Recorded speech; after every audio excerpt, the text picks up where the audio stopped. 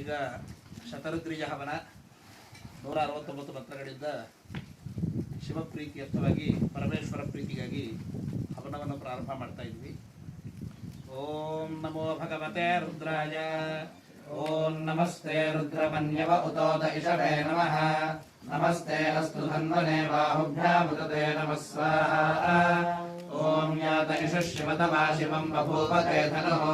ಶಿವಾಶರವ್ಯಾಯಾತವತಯಾ no ರುದ್ರಮೃಳಯ ಸ್ವಾಹಾ. ಓಂ ಯಾತೆ ರುದ್ರಶಿವಾ ತನೂರಘೋರಾಪಾ ಪ್ರಕಾಶಿನಿ.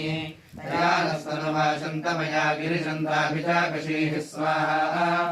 ಓಂ ಯಾಮಿಷಂ ಗಿರಿಶಂತಹಸ್ತೆ ಬಿಭರ್ಷ್ಯಸ್ತಮೇ. ಶಿವಾಂಗಿರಿತ್ರತಾಂ ಕುರು ಮಾಹಿ ಪುಂಸೀಃ ಪುರುಷಂ ಜಗತ್ ಸ್ವಾಹಾ. ಓಂ ಶಿವೇನ ವಚಸಾ ತ್ವಾ ಗಿರಿಶಾಕ್ಷಾ ವದಾಮಸಿ. ಯಥಾ ನಃ ಸರ್ವಮಿಜ್ಜಗದಯಕ್ಷ್ಮಗುಂ ಸುಮನಾ ಅಸತ್ ಸ್ವಾಹಾ.